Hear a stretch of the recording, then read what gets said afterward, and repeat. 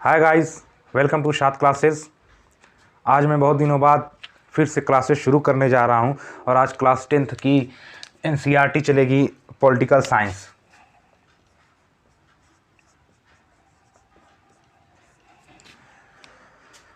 बहुत ही ज़्यादा दिनों बाद मैं वापस से यूट्यूब वीडियो अपलोड करने जा रहा हूं। तो आज पहला लेक्चर है। चलिए आज पढ़ते हैं कुछ नया देखते हैं। जैसे पहला चैप्टर है सत्ता की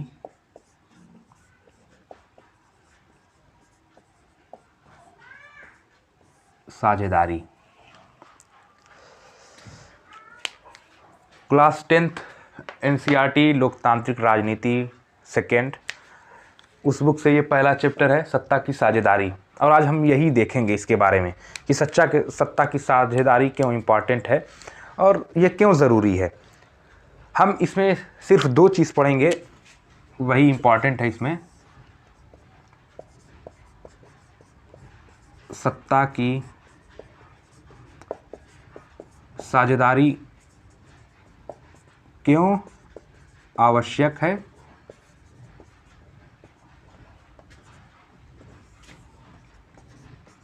सत्ता की साझेदारी का रूप क्या है।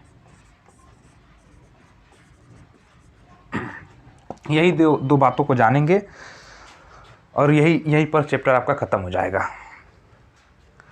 सबसे पहले ये जाने कि सत्ता होती क्या है। जैसे किसी भी देश में गवर्नमेंट, सरकार जो होती है, जो भी सरकार है वही सत्ता पार्टी कहलाती है। और यहाँ पे अगर सत्ता की साझेदारी की बात की जाए तो इंडिया के अगर पर्सपेक्टिव से देखा जाए तो इंडिया में विधायिका, संसद होती है और संसद के 3 अंग, संसद होती है और संसद में लोकसभा, राज्यसभा, ये दोनों होती है। इससे मिलकर संसद बनती है। और शासन के 3 अंग होते हैं। अगर इंडिया की बात की जाए तो शासन के 3 अंग होते हैं। एक होता है विधायिका, दूसरा होता है कार्यपालिका, एग्जीक्यूटिव, और तीसरा होता है न्यायपालिका, जुडिशियरी। लेजिस्लेचर, एग्जीक्यूटिव, जुडिशियरी, ये सरकार के 3 अंग होते हैं, शासन के 3 अंग होते हैं। ये शासन व्यवस्था, अगर इंडिया की शासन व्यवस्था की बात की जाए तो यही 3 अंग होते हैं। विधायिका जो कानून बनाती है, इसका काम होता है कानून बनाना। इसका काम होता है कानून का क्रियान्वयन करना, यानी उसको लागू करना। और इसका काम होता है अगर कानून बनता है उसमें जो भी गड़बड़ी होती है उसकी जांच करना और दंड देना। अगर कोई कानून का उल्लंघन करता है तो उसको दंड देने का अधिकार इसके पास होता है, न्यायपालिका। ये सरकार के 3 अंग होते हैं। अब समझते हैं कि विधायिका क्या होती है। विधायिका, जैसे संसद के 2 सदन होते हैं, लोकसभा, राज्यसभा।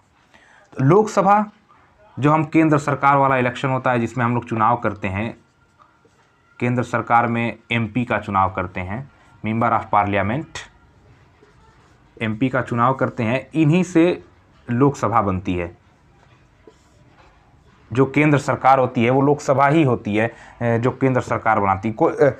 लोकसभा जो होती है, इस समय लोकसभा में 545 सीट है, जिसमें से 543 का चुनाव होता है और 2 सीट राष्ट्रपति मनोनीत करता है। तो अगर हम 543 की बात करें तो इसमें बहुमत जो जिस पार्टी के पास होता है वही सरकार बनाती है। और ये 543 मेंबर, ये 545 मेंबर होते हैं, ये सब लोकसभा के मेंबर होते हैं। तो ये लोकसभा हो गई। अब लोकसभा जो होती है यही कानून बनाती है। लोकसभा जो होती है यही कानून बनाती है। जैसे कानून का प्रस्ताव, कोई प्रस्ताव लाती है, उसमें कानून बनाती है। और ये इसी को विधायिका हम लोग बोलते हैं। संसद का जो सदन होता है, ये दोनों सदन जो होता है मिला के, पहले लोकसभा में कोई कानून आया, फिर वो पास हुआ, राज्यसभा में गया, वहाँ पास हुआ, उसके बाद वो कानून लागू होता है। तो ये जो कानून बनाती है, ये जो दोनों संस्था हैं, लोकसभा और राज्यसभा, यह इसी को विधायिका कहा जाता है। कार्यपालिका, कार्यपालिका वो होती है जो लोकसभा में जिसका बहुमत होता है, उस दल का जो नेता होता है वो प्रधानमंत्री होता है। लोकसभा के बहुमत दल का नेता प्रधानमंत्री होता है, पीएम होता है। और अब इसमें जो मंत्रिमंडल होता है, जो अब सभी लोग उसमें जो होते हैं वो सभी लोग तो कार्य करते नहीं, सब लोग अपने स्तर पर कार्य करते हैं। जैसे एमपी जहाँ के हुए, मेंबर ऑफ पार्लियामेंट एमपी, मान लिया आजमगढ़ का जो एमपी है वो अपने क्षेत्र का देखेगा, और इस तरह से जितने भी मेंबर हैं सब अपने क्षेत्र का देखेंगे। लेकिन उसमें कुछ जो होते हैं जो मंत्रिमंडल बनाते हैं, जिसको कैबिनेट मंत्री बोलते हैं, कैबिनेट मंत्री जो होते हैं वो कैबिनेट मिनिस्टर जो होते हैं वो इसी लोकसभा से चुने जाते हैं। जो लोकसभा से चुने जाते हैं उसमें जैसे कैबिनेट मिनिस्टर में जैसे मान लीजिए फाइनेंशियल मिनिस्टर, वित्त मंत्री, गृह मंत्री, रेल मंत्री, और इसी तरह से सड़क मंत्री, बहुत सारे होते हैं मंत्री, और यही सब जो होते हैं ये कैबिनेट मंत्री, कैबिनेट मिनिस्टर होते हैं। इसी को कार्यपालिका बोला जाता है, जिनके द्वारा सारी जो कानून होता है, जैसे कानून बन गया अब उसको इम्प्लीमेंट करना है तो इन्हीं के द्वारा का इम्प्लीमेंट होता है। कार्यपालिका के सदस्य कहलाते हैं कार्यपालिका। और ये न्यायपालिका आप लोग जानते ही हैं, सुप्रीम कोर्ट, हाई कोर्ट, ये हायरार्की में होता है। जैसे सबसे टॉप पर जो होता है ये सुप्रीम कोर्ट होता है, फिर उसके बाद हाई कोर्ट होता है स्टेट लेवल पर, और फिर उसके बाद डिस्ट्रिक्ट लेवल पर ज़िला अदालत होती है, डिस्ट्रिक्ट की अदालत होती है। इस तरह से ये जो है हायरार्की में होता है। न्यायपालिका, इसका क्या काम होता है? ये तो कानून बना दिया इसने इसका क्रियान्वयन कर दिया। अब इसका काम ये होता है कि ये जो कानून बनाए ये सही है, गलत है, या इसका जो उल्लंघन करता है, उसका पालन नहीं करता है, उसका पालन करवाना इसका काम है, और अगर कोई उल्लंघन करता है तो दंड देना इसका काम है न्यायपालिका का। ये 3 अंग होते हैं सरकार के। अब हम लोग बात करेंगे सत्ता की साझेदारी क्यों आवश्यक है। उससे पहले एनसीईआरटी की बुक में 2 कहानियाँ दी हुई हैं, उन कहानियों पर मैं कुछ चर्चा करता हूँ, उसके बाद आपको खुद ही समझ में आ जाएगा कि क्यों ज़रूरी है, क्यों ज़रूरी नहीं है, और क्या क्या रूप है, ये सब आपको ऑटोमेटिकली समझ में आ जाएगा। इसमें कहानी में 2 देश दिया हुआ है, एक है श्रीलंका और एक है बेल्जियम। बेल्जियम जो है ये यूरोप की एक कंट्री है। यूरोप, वर्ल्ड में 7 कंटिनेंट हैं, एशिया, यूरोप, उत्तर अमेरिका, दक्षिण अमेरिका, अफ्रीका और अंटार्कटिका और ओशिनिया मीन्स ऑस्ट्रेलिया। ऑस्ट्रेलिया का नाम ओशिनिया हो चुका है। ओशिनिया में दोनों देश आते हैं। ओशिनिया, इसमें ऑस्ट्रेलिया कंटिनेंट, ऑस्ट्रेलिया आता है, और न्यूजीलैंड वगैरह भी आता है। ओशिनिया अब इसको कहा जाता है 7वां। तो ये जो है ये महाद्वीप हो गए 7। इसी में ये एक यूरोप जो महाद्वीप है उसी की एक कंट्री है बेल्जियम।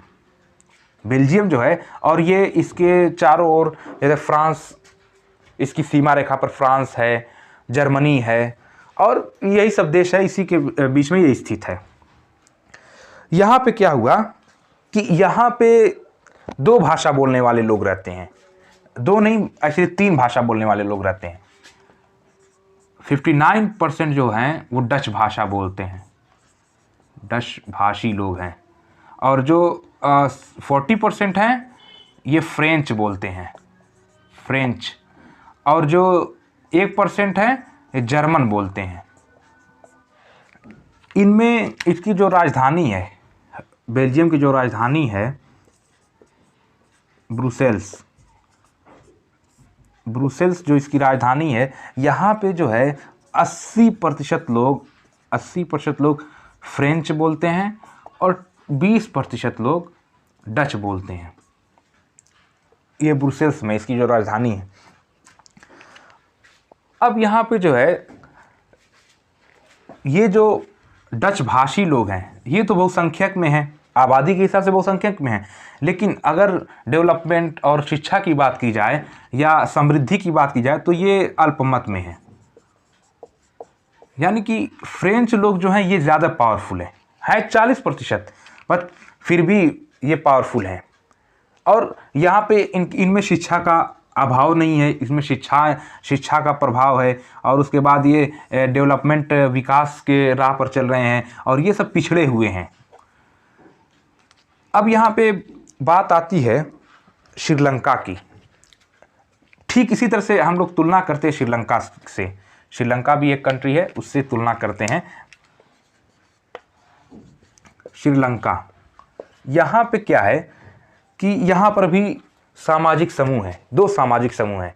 एक है जो कि सिन्हलियों का है और दूसरा है तमिलों का है, जो तमिल भाषा बोलते हैं। अब इस तमिलों में भी दो प्रकार के तमिल हैं। एक हैं श्रीलंकाई मूल तमिल,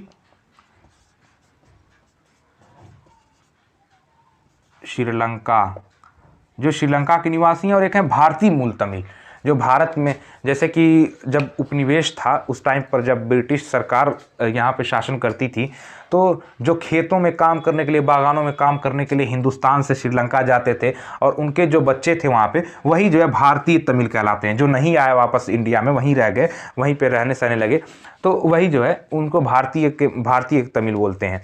तो वो भी तमिल बोलते हैं। अब यहाँ पर भी वही हाल है। ये सिन्हलियों का जो है ये 74% है, और ये जो है ये 18% है तमिल जो बोलते हैं। ये दोनों यहाँ पे प्रॉब्लम है। तो यहाँ पे क्या है कि ये चाहते हैं, ये अपना प्रभुत्व स्थापित करना चाहते हैं, क्योंकि ये भी बहुसंख्यक में है। तो श्रीलंका की बात हम लोग करते हैं यहाँ पे। अब श्रीलंका की बात करते हैं, फिर उसके बाद हम लोग आएंगे बेल्जियम पर।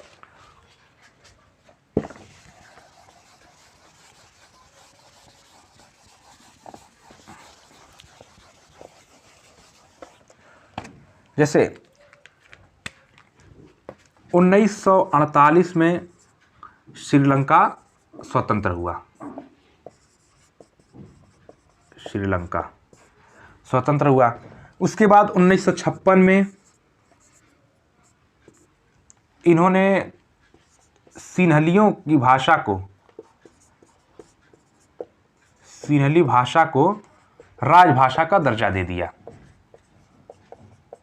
और संविधान जो बनाया इन्होंने, उस संविधान में उसका ये प्रारूप रखा कि नौकरी वगैरह जो है सिर्फ सिन्हलियों को दी जाती थी, और तमिल लोगों का जो है बहिष्कार किया जाता था, उनको वैल्यू नहीं दी जाती थी। अब तमिल लोग सोचने लगे कि यार ये तो बहुत गड़बड़ हो रहा है हमारे साथ, क्योंकि यहाँ पे राजनीतिक अगर देखा जाए तो बराबरी नहीं है। तमिल लोगों को कोई वैल्यू ही नहीं है, सिन्हली लोग अपना जो है सब कुछ कर रहे हैं। तो अब ये तमिल लोग क्या किए कि 1980 में इन्होंने पार्टी बनाई, अपनी पार्टी बनाई, और इन्होंने कहा कि ये तमिल भाषी पार्टी थी, और इन्होंने कहा कि तमिल भाषा को राजभाषा का दर्जा दिया जाए, हमको भी सत्ता में हिस्सेदारी दी जाए, हम क्यों पीछे रहें। लेकिन ये थे बहुसंख्यक में सिन्हली लोग, ये थे 74%। अब 74% थे तो इनकी वैल्यू ज़्यादा थी, तो ये बहुसंख्यक में थे, तो ये सत्ता पर काबिज होना चाहते थे, ये सत्ता को कब्जा करना चाहते थे उस पर। और उसके बाद गृह युद्ध छिड़ गया। जाहिर सी बात है, जब दो समुदाय आपस में अगर उनमें मतभेद होगा तो युद्ध होना संभव है, और ये तो डेफिनेटली युद्ध होना संभव है, क्योंकि अगर दो तरह के लोग समाज में रहते हैं और अगर दोनों के साथ बराबरी का व्यवहार न किया जाए तो ये तो स्पष्ट रूप से युद्ध होना तय है। तो यहाँ पे गृह युद्ध हुआ, और ये 2009 में इसका अंत हुआ। उससे पहले अगर देखा जाए तो जो ये आसपास के जो देश थे, उनकी स्थिति इससे खराब थी। श्रीलंका जो था ये विकास की राह पर चल रहा था, और श्रीलंका जो था यहाँ पे शिक्षा और स्वास्थ्य और विकास जो है तेज़ी से हो रहा था, और यहाँ का जो विकास हो रहा था ये अन्य कंट्री जो इसके आसपास की कंट्री है उसकी अपेक्षा में ये अच्छा था। लेकिन गृह युद्ध की वजह से ये सब नष्ट हुआ, और जो है पीछे चला गया, ये पिछड़ गया, यहाँ पे ये प्रॉब्लम आई। अब देखते हैं बेल्जियम की कहानी। बेल्जियम के साथ क्या कहानी थी। मैंने तो बता ही दिया कि बेल्जियम में कौन कितने % लोग रहते हैं। तो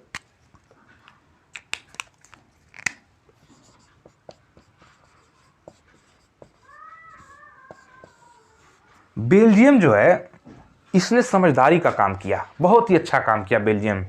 1970 से लेके 1993 तक इसने कुछ ऐसे कानून बनाए, कुछ ऐसे प्रावधान किए, 4 संशोधन किए संविधान में, और संशोधन करके इसने ऐसा कानून बनाया कि लोगों को समानता का अधिकार दिया, बराबरी का दर्जा दिया। जैसे इसने क्या किया कि केंद्र सरकार जो है, केंद्र सरकार में बराबरी की हिस्सेदारी रख दी। केंद्र सरकार में इसने कहा कि फ्रेंच भाषी लोग इक्वल डच भाषी लोग। मीन्स ये कि जो फ्रेंच भाषा बोलते हैं उनके भी मंत्री उतने ही रहेंगे संसद में, और डच भाषा जो बोलते हैं उनके मंत्री भी केंद्र सरकार में उतने ही रहेंगे, यानी बराबर प्रतिनिधित्व की इसने बात कही। ये तो इनका पहला था। और दूसरा इन्होंने क्या किया कि इन्होंने केंद्र सरकार की बहुत सारी शक्तियां जो है राज्य सरकार को दे दी, जो स्थानीय और क्षेत्रीय सरकारें थी उनको जो है उनके सुपुर्द कर दी। इससे ये हुआ कि मान लीजिए जो स्थानीय सरकारें हैं, जो क्षेत्रीय सरकारें हैं, वहाँ पे जिसकी मेजॉरिटी है, जैसे कि अगर कोई फ्रेंच सरकार है और कोई डच बोलता है, अगर दोनों को बराबर का अधिकार दे दिया, वो अपने हित में अपना कार्य कर सके। जैसे राज्य सरकारें यहाँ पर स्वतंत्र थी, केंद्र का उस पर कोई दबाव नहीं था, यहाँ पे ये हुआ। और तीसरा काम इन्होंने ये किया कि बहुत ही अच्छा काम इन्होंने तीसरा काम किया कि केंद्र सरकार जो थी, जैसे हाँ ब्रुसेल्स जो इसकी राजधानी थी, उसमें भी समान प्रतिनिधित्व दिया। जैसे कि फ्रेंच भाषा लोग जो बोलते थे, ये ब्रुसेल्स जो था राजधानी थी, इसमें भी बराबर का प्रतिनिधित्व दिया गया, यानी फ्रेंच इक्वल डच, यहाँ पर ही फ्रेंच इक्वल डच कर दिया गया। तो यहाँ पे ये जब प्रतिनिधित्व को स्वीकार किया गया कि दोनों का बराबर अधिकार होगा, दोनों की समान भूमिका होगी सरकार में, तो यहाँ पे ये हुआ कि यहाँ पे जो थे फ्रेंच भाषा ज़्यादा बोलते थे लोग, 80% थे ब्रुसेल्स में, और यहाँ पे जो थे 20% डच बोलते थे। तो इन्होंने इस बात से फ्रेंच भाषी लोग ने स्वीकार कर लिया कि जैसे केंद्र सरकार में अब यहाँ पे अगर मेजॉरिटी की बात की जाए तो डच भाषी लोग जो हैं ये मेजॉरिटी में है, 59% है अगर पूरे कंट्री की बात की जाए, और ये यहाँ पे ये 40% है फ्रेंच भाषी लोग। लेकिन इसका उल्टा बस है, ब्रुसेल्स में जो राजधानी है इसकी, यहाँ पे फ्रेंच भाषी लोग 80% है और डच जो है 20% है। तो इन्होंने ये कहा कि अगर जब केंद्र सरकार में हमको बराबरी का हिस्सा मिल गया है तो हम भी यहाँ पे ब्रुसेल्स में भी, ब्रुसेल्स की जो सरकार है उसमें भी हम बराबरी का हिस्सा दे देंगे। डच को भी बराबरी का हिस्सा दे दिया गया, यहाँ पर भी सरकार जो है बराबरी का हिस्सा बना दिया गया, यहाँ पर भी सरकार का जो है बराबर अधिकार हो गया। अब यहाँ पे जो है एक चीज़ और आती है, इसका चौथा काम इन्होंने ये किया कि एक सामुदायिक सरकार बनाई इन्होंने, समुदाय के स्तर पर। जैसे कि फ्रेंच है, डच है, जर्मन है, अलग अलग जैसे भाषी लोग हैं जहाँ पे जो भाषा बोलते हैं, तो इनका एक समुदाय जो है, एक अलग समुदाय है, तो इनको समुदाय के आधार पर भी सरकार बना दी। समुदाय के आधार पर जैसे मान लीजिए किसी इलाके में फ्रेंच लोग रहते हैं, किसी इलाके में डच लोग रहते हैं जो डच बोलते हैं, डच भाषा बोलते हैं, तो इनका ये था कि आप फ्रेंच भाषा बोलते हैं तो आप अपनी सरकार बना लीजिए। और वहाँ पे जो था वो सरकार क्या काम करती थी कि वो शिक्षा, संस्कृति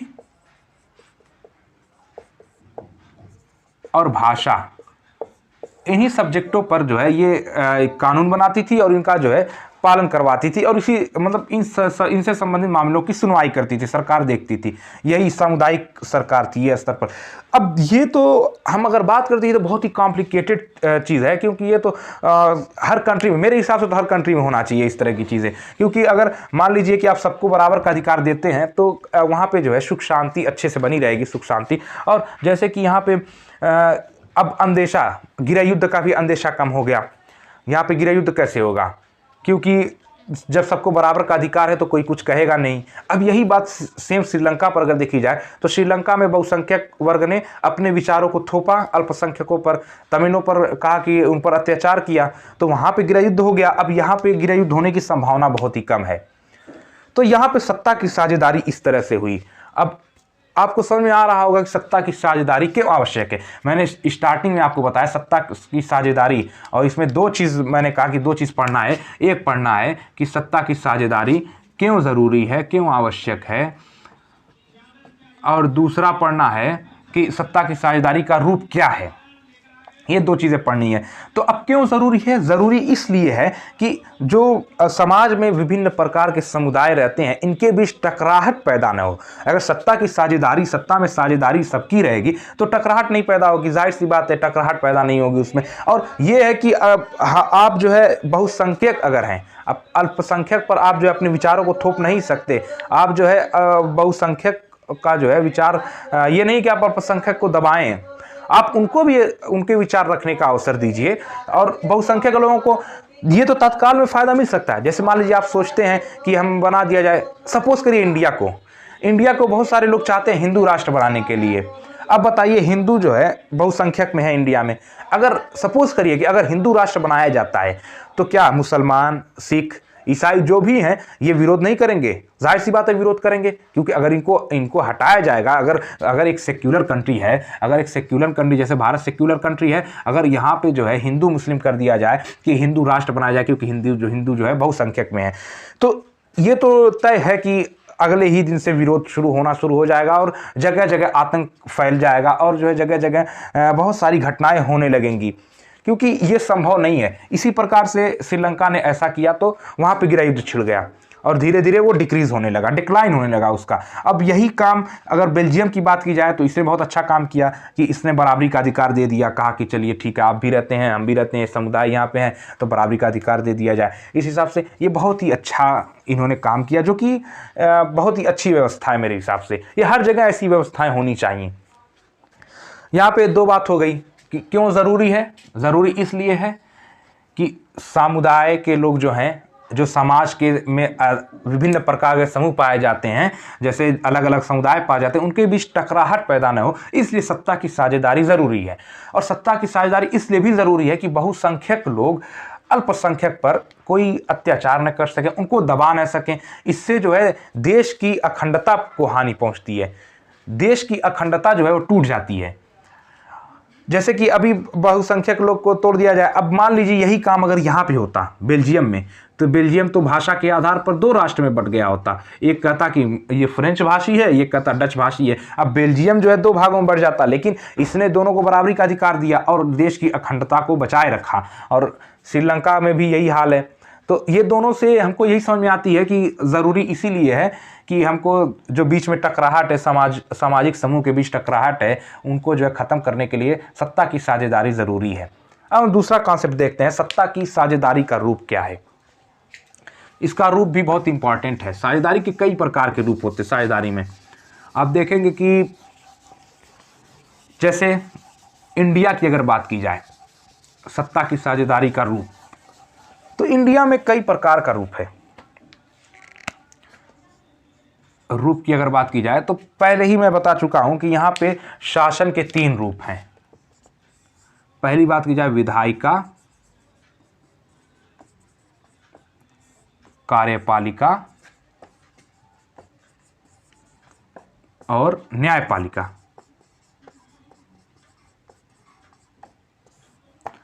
विधायिका का काम है कानून बनाना, कार्यपालिका का काम है उसका क्रियान्वयन करना और लागू करना, और न्यायपालिका का काम है उसका जो है अगर उसको कोई हनन कर रहा है, उसका अगर उल्लंघन करना है तो उसको दंड देना। तो ये काम हो गया। अब ये विधायिका, कार्यपालिका, न्यायपालिका, ये इनका स्तर बराबर है। ये जो है क्षैतिज स्तर, इसको बोलते हैं कि ये जो है क्षैतिज स्तर पर ये दोनों इनका बंटवारा हुआ है, शक्तियों का बंटवारा हुआ, अधिकारों का, कि आपके पास ये अधिकार है, आपके पास ये, आपके पास ये। जैसे कि कार्यपालिका जो होती है यही न्यायपालिका का गठन करती है, लेकिन न्यायपालिका जो है इन दोनों पर नियंत्रण रखती है। जैसे अगर कोई कानून बनता है, और कार्यपालिका जो है ये संसद के प्रति उत्तरदायी होती है, लोकसभा के प्रति उत्तरदायी होती है। यानी ये जो अगर इसने कुछ काम किया है तो लोकसभा में इसका जवाब भी देना पड़ेगा, आपने अगर ऐसा किया तो क्यों किया, क्या उद्देश्य था, इस तरह की चीज़ें, मतलब सवाल जवाब जो है, उत्तरदायी जो है ये होती है संसद के प्रति। और न्यायपालिका इन दोनों पर नियंत्रण करती है। ये क्षैतिज स्तर पर इसका बंटवारा है। इसको हम लोग बोलते हैं नियंत्रण और संतुलन का सिद्धांत। नियंत्रण और संतुलन का सिद्धांत, ये पहला हो गया। ये सरकार, ये जो है सत्ता की साझेदारी का रूप होता है। अब अगर दूसरे रूप की बात करें तो सरकार का सरकार के स्तर का रूप, सरकार के स्तर का स्वरूप। बहुत सारे स्वरूप होते हैं, जैसे केंद्र सरकार, राज्य सरकार और स्थानीय सरकारें भी होती हैं, जैसे ग्राम पंचायत वगैरह जो होती है। ये स्वरूप हो गया सरकार के स्तर, जो सरकार का जो स्तर होता है, ये 3 स्तर होता है आमतौर से। इसको जो है संघ बोलते हैं, संघ सरकार भी बोलते हैं। यहाँ पे 3 रूप होता है। अब इस तरह की चीज़ें भारत में भी पाई जाती हैं और बेल्जियम में भी आपने देखा कि राज्य सरकार वहाँ पर भी है। और यहाँ पे एक तीसरा रूप जो होता है इसका,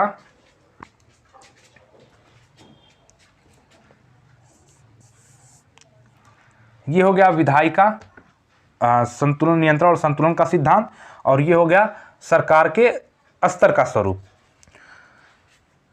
तीसरा अगर हम लोग देखें तो सामुदायिक सरकार, सामुदायिक स्तर पर भी सरकार होती है। सामुदायिक सरकार जैसे कि हमने बेल्जियम में देखा, ये जो है किस पर होती है, ये समुदाय, भाषा, इसके आधार पर भी इसका बंटवारा होता है, सामुदायिक सरकार बनती है। और एक चौथे नंबर पर जो आता है वो होता है दबाव समूह। इसकी भी सत्ता में साझेदारी होती है। ये कैसे, जैसे मान लीजिए बहुत सारे दबाव समूह होते हैं समाज में जो चलते रहते हैं, जैसे कि श्रमिक संगठन बन गया या कोई भी, जैसे हम अगर करंट की बात करें तो इंडिया में देखें तो किसान आंदोलन जो चल रहा है, जो किसान संगठन है, वो दबाव समूह के आधार पर जो है वो एक समूह है। और वो क्या करता है कि जो उसको अच्छा नहीं लगा उसने विरोध किया, उसका सरकार आंदोलन किया, और आंदोलन किया तो अब इसमें जो है इसका आंदोलन पहले तो ठीक था, फिर भड़काऊ हो गया, थोड़ा सा हिंसक रूप ले लिया। तो इसने सुप्रीम कोर्ट ने क्या किया, सुप्रीम कोर्ट ने इस पर स्टे लगा दिया था। तो अब यहाँ पे साझेदारी हुई सत्ता में, सुप्रीम कोर्ट का हस्तक्षेप हुआ दबाव समूह पर, इसकी सत्ता में साझेदारी है तभी तो हस्तक्षेप हुआ। सत्ता में साझेदारी इसकी भी है, इसकी भी सत्ता में साझेदारी होती है, और इस प्रकार से भी साझेदारी होती है। और इसको जो बोलते हैं ना, ये केंद्र सरकार, राज्य सरकार और स्थानीय सरकारें जो हैं, इसको जो बोलते हैं ऊर्ध्वाधर स्तर पर बोलते हैं इसको, इसका बंटवारा। ये क्षैतिज स्तर का मतलब होता है कि एक ही स्तर, ऐसे सीधा बेस। तो ये सब की शक्तियां बंटवारा है, यहाँ पे शक्ति का बंटवारा हुआ है, यहाँ पे शक्तियों का विभाजन हुआ है, विधायिका, कार्यपालिका, न्यायपालिका, इनकी अलग अलग शक्तियां। और ये जो है सरकार के जो स्तर है जो उसका विभाजन है, यानी सबसे ऊपर केंद्र सरकार है, फिर राज्य सरकार आती है, फिर ये वर्टिकल, ऐसे वर्टिकल, इसलिए जो है यहाँ पे इसका ऊर्ध्वाधर स्तर पर बोलते हैं। और इस तरह से तो ये हो गया सरकार का स्वरूप। यही था पूरा चैप्टर आपका कि सत्ता की साझेदारी जो है वो क्यों आवश्यक है और इसका रूप क्या होता है। तो अब आप लोग समझ ही गए होंगे कि क्यों आवश्यक है और इसका क्या क्या रूप होता है। और अब हम लोग जो है थोड़ा प्रश्नावली देखेंगे कि प्रश्नावली में क्या है, इसमें क्या दिया हुआ है प्रश्नावली में, उसको भी देख लिया जाए। देखिए इसमें पहला सवाल है, आधुनिक लोकतांत्रिक व्यवस्थाओं में सत्ता की साझेदारी के अलग अलग तरीके क्या हैं, इनमें से प्रत्येक का एक उदाहरण भी दें। जैसे लोकतांत्रिक व्यवस्था में सत्ता की साझेदारी का अलग अलग तरीका है, यही स्वरूप पूछ रहा है। तो जैसे कि ये बता दिया जाएगा कि विधायिका, कार्यपालिका, न्यायपालिका शासन के 3 अंग है। और इसका अगर उदाहरण की बात किया जाए तो भारत में देख लिया जाए, अमेरिका में भी ऐसे ही होता है कि ये अलग अलग पृथक होते हैं, शक्ति पृथक्करण के सिद्धांत पर ये आधारित हैं, और सेपरेशन ऑफ लॉ जिसको बोलते हैं। और ये फिर दूसरा नंबर पर इसका स्वरूप इसका बता दिया जाएगा। सरकार के स्तर पर अगर देखा जाए तो केंद्र सरकार होती है, राज्य सरकार होती है, स्थानीय सरकार होती है, ये भी देख लिया जाए तो यहाँ इंडिया में पाई जाती है, इसका उदाहरण है। और बेल्जियम में भी आपने देखा, और बहुत सारी जगह केंद्र सरकार, राज्य सरकार पाई जाती है। और अगर ये तीसरे की बात की जाए सामुदायिक सरकार, तो बेल्जियम में पाई जाती है, समुदाय के आधार पर बटी सरकार है। और दबाव समूह भी सत्ता में साझेदारी इसकी भी होती है, इसका भी उदाहरण दे दिया जाएगा। किसान आंदोलन का आप लेके दे सकते हैं करंट से, या कोई भी दे सकते हैं, बहुत सारे दबाव समूह हैं। यहाँ पे दूसरा क्वेश्चन है, भारतीय संदर्भ में सत्ता की हिस्सेदारी का एक उदाहरण देते हुए इसका एक युक्तिपरक और एक नैतिक कारण बताइए। युक्तिपरक कारण, जो लाभकारी होता है, जो लाभकारी कारक होता है वो युक्तिपरक कहलाता है। और जो नैतिक कारक होता है वो तर्क के आधार पर होता है। तो यहाँ पे अगर युक्तिपरक कारक की बात की जाए, जैसे मान लीजिए कि अब यहाँ पे केंद्र सरकार, राज्य सरकार, स्थानीय सरकार है। स्थानीय सरकार में अगर ले लिया जाए, पंचायत जैसे है, तो वहाँ पे अगर कोई विकास की बात, कोई भी योजना चलती रहती है तो उसमें सभी की हिस्सेदारी होती है। जैसे ग्राम पंचायत में जो ग्राम सभा में मेंबर्स होते हैं, उन सभी का उसमें नियंत्रण होता है, उन सभी के को जानकारी होती है उसके बारे में, हाँ ये काम होने वाला है हमारे गाँव में और ऐसा होने वाला है। तो उन सभी का विचार विमर्श बहुत इंपॉर्टेंट है, जैसे वो लाभकारी सिद्ध होता है। क्योंकि अब किसी एक चीज़ पर 10 लोग का निर्णय लेना, 10 लोगों की बात करना, उसके बाद उसमें बहुमत के हिसाब से अगर वोटिंग की जाए तो उसमें ज़्यादा संभावना है कि ज़्यादा सटीक आपको जो है वो ज़्यादा सटीक सॉल्यूशन मिलेगा। ये चीज़ें हैं, तो वो सब चीज़ें इसमें हो जाएंगी युक्तिपरक में। और नैतिक वाले में भी आप देख लीजिएगा, इसको भी इस अध्याय में पढ़ने में के बाद 3 छात्रों ने अलग अलग निष्कर्ष निकाले। आप इनमें से किससे सहमत हैं और क्यों सहमत हैं? अपना जवाब करीब 50 शब्दों में दीजिए। थम्मन कहता है, जिन समाजों में क्षेत्रीय, भाषाई और जातीय आधार पर विभाजन हो, सिर्फ वही सत्ता की साझेदारी ज़रूरी है। मथाई कहते हैं कि सत्ता की साझेदारी सिर्फ ऐसे बड़े देशों के लिए उपयुक्त है जहाँ क्षेत्रीय विभाजन मौजूद होते हैं। औसिफ कहता है, हर समाज में सत्ता की साझेदारी की ज़रूरत होती है, भले ही वह छोटा हो या उसमें सामाजिक विभाजन न हो। अब इसमें कौन सा सबसे सही लगता है? तो मुझको तो औसिफ का सही लगता है। हर समाज में सत्ता की साझेदारी ज़रूरत होती है, भले ही वह छोटा हो या उसमें सामाजिक विभाजन न हो। क्योंकि अब मान लीजिए सभी जगहों पर अगर सत्ता की साझेदारी होगी तो यहाँ पे संभावना ज़्यादा है कि गृह युद्ध नहीं होगा, आंशिक रूप से जो है लोग परेशान नहीं होंगे। जैसे कि सत्ता की साझेदारी है तो कोई शासक निरंकुश नहीं होगा, अपना वर्चस्व स्थापित करने की कोशिश नहीं करेगा, राजतंत्र की अवधारणा उसके मन में नहीं आएगी। ये सब चीज़ें हो जाएंगी। और उसके बाद इसमें क्या है, बेल्जियम में ब्रुसेल्स के निकट स्थित शहर मर्चटेम के मेयर ने अपने यहाँ स्कूलों में फ्रेंच बोलने पर लगी रोक को सही बताया है। उन्होंने कहा है कि इससे डच भाषा न बोलने वाले लोगों को इस फ्लेमिश शहर में लोगों से जुड़ने में मदद मिलेगी। क्या आपको लगता है कि यह फैसला बेल्जियम की सत्ता की साझेदारी की व्यवस्था की मूल भावना से मेल खाता है? अपना जवाब करीब 50 शब्दों में लिखें। देखिए, ये तो भावना मेल नहीं खाती, क्योंकि जब हम लोग पढ़ा बेल्जियम ने अगर सबको बराबर का अधिकार दिया है तो ये संभव कैसे है कि हम जो है किसी भाषा पर रोक लगाएं। हमको दोनों भाषा को साथ लेके चलना चाहिए, दोनों भाषाओं की अनुमति देनी चाहिए। अब इसमें यहाँ लिया गया कि नीचे दिए गए उद्धरण को गौर से पढ़ें और इसमें सत्ता की साझेदारी के जो युक्तिपरक कारण बताए गए हैं उसमें से किसी एक का चुनाव करें। महात्मा गांधी के सपनों को साकार करने और अपनी संविधान निर्माताओं को उम्मीद को, आप पढ़ लीजिएगा इसको। देखिए यहाँ पे युक्तिपरक कारण की अगर बात की जाए तो यहाँ पे देखिए लिखा है, जब विकास की योजनाओं को बनाने और लागू करने में लोगों की भागीदारी होगी तो इन योजनाओं का उनका नियंत्रण बढ़ेगा। इससे भ्रष्ट बिचौलियों को खत्म किया जा सकेगा। इस प्रकार पंचायती राज लोकतंत्र की नींव को मजबूत करेगा। ये सही है, युक्तिपरक कारक यही है, क्योंकि लाभकारी है। जब नियंत्रण बढ़ेगा तो हमको जानकारी अच्छे से होगी तो हमको लाभ मिलेगा उससे। यह सत्ता के बंटवारे के पक्ष और विपक्ष में कई तरह के तर्क दिए जाते हैं। इनमें से जो तर्क सत्ता के बंटवारे के पक्ष में है उनकी पहचान करें और नीचे दिए गए कोड पर अपने उत्तर का चुनाव करें। सत्ता की साझेदारी, अब इसके पक्ष में तर्क देना है। देखिए, पहला ऑप्शन है कि विभिन्न समुदायों के बीच टकराव को कम करती है। जाहिर सी बात है, सत्ता की साझेदारी विभिन्न प्रकार के समुदायों के बीच टकराव को कम करती है, पक्षपात का अंदेशा कम करती है। हाँ, जाहिर सी बात है, पक्षपात भी नहीं होता है, अंदेशा उसका कम हो जाता है, पक्षपात नहीं होता है, क्योंकि जब बराबरी का अधिकार हम देते हैं तो कहाँ पक्षपात हुआ। निर्णय लेने की प्रक्रिया को अटका देती है।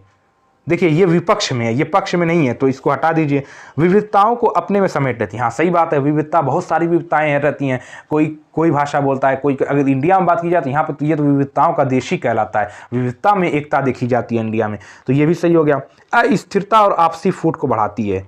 देखिए, ये जो है, ये भी कथन जो है इसके विपक्ष में है, ना कि पक्ष में। हमको पक्ष में देखना है, यानी क, ख और घ, ये हुआ पक्ष में।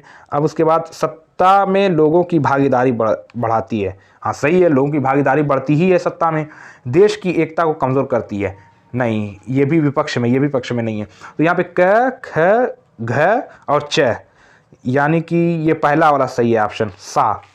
अब लिखा है, बेल्जियम और श्रीलंका की सत्ता में साझेदारी की व्यवस्था के बारे में निम्नलिखित बयानों पर विचार कीजिए। बेल्जियम में डच भाषी बहुसंख्यकों ने फ्रेंच भाषी अल्पसंख्यकों पर अपना प्रभुत्व जमाने का प्रयास किया।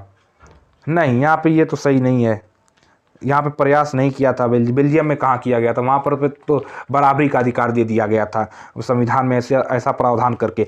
सरकार की नीतियों ने सिन्हली भाषी बहुसंख्यकों का प्रभुत्व बनाए रखने का प्रयास किया है। हाँ, सरकार की नीतियों ने श्रीलंका में ऐसा ही किया है। सरकार की जो नीतियाँ थी वो सिन्हली भाषा जो थे, जो बहुसंख्यक लोग थे, उन्हीं की ओर इशारा कर रही थी कि इन्हीं को आगे बढ़ाना, इन्हीं को विकास की ओर अग्रसर करना। ये तो जाहिर सी बात है, यही था, उन्हें प्रभुत्व स्थापित करना था, ये सही है। अपनी संस्कृति और भाषा को बचाने तथा शिक्षा और रोजगार में समानता के अवसर के लिए श्रीलंका के तमिलों ने सत्ता को संघीय ढांचे पर बांटने की मांग की। हाँ, सही बात है, जो तमिल थे वो चाहते थे कि हमको भी बराबरी का अधिकार दिया जाए, उसको संघ के आधार पर बांटा जाए, जैसे राज्य सरकार है, केंद्र सरकार है, और उसमें हमारी भागीदारी की जाए और हमको जो है समानता का अवसर दिया जाए, ये भी सही है। बेल्जियम में एकात्मक सरकार की जगह संघीय शासन व्यवस्था लाकर मुल्क को भाषा के आधार पर टूटने से बचा लिया। हाँ, सही बात है, बेल्जियम ने ऐसा ही किया, क्योंकि उसने जो है संघीय शासन व्यवस्था लाई और उसमें कुछ प्रावधान कर दिए, उससे जो है ये टूटने से, देश टूटने से बच गया, भाषा के आधार पर टूटने से बच गया। यहाँ पे ये तीनों सही है, ख ग घ, यानी ये आपका हो जाएगा ख ग घ, माँ वाला सही है, लास्ट वाला सही है। अब इसमें क्या है, कितना क्वेश्चन है, 2 क्वेश्चन और है, देख लीजिए इसको भी। सूची 1 और सूची 2 का बंटवारा कीजिए। सत्ता के बंटवारे के रूप में सूची 1 है और शासन के रूप में सूची 2 है। तो इसमें पहला लिखा हुआ सरकार के विभिन्न अंगों के बीच सत्ता का बंटवारा, ये अधिकारों का वितरण है। जैसे मैं अभी बताया, सरकार के विभिन्न अंगों के बीच सत्ता का बंटवारा अगर करेंगे तो ये अधिकारों का वितरण, यानी इसके अधिकार कुछ है, इसके अधिकार कुछ है, इसके अधिकार कुछ है। दूसरा है विभिन्न स्तरों की सरकारों के बीच अधिकारों का बंटवारा। अब विभिन्न स्तर की सरकार के बीच है अगर, तो ये वाला हो गया, केंद्र, राज्य और स्थानीय। तो इसमें कौन सा होगा सही, संघीय सरकार, संघीय सरकार का रूप होता है ये सब। अब मैं बताया था यहाँ पे संघीय सरकार का रूप ये होता है। तीसरा है विभिन्न सामाजिक समूहों के बीच सत्ता की साझेदारी। अब सत्ता की साझेदारी अगर सामाजिक समूहों के बीच है तो सामुदायिक सरकार होगी, जैसे मैं अभी बताया सामुदायिक सरकार के बारे में, ये हो जाएगा।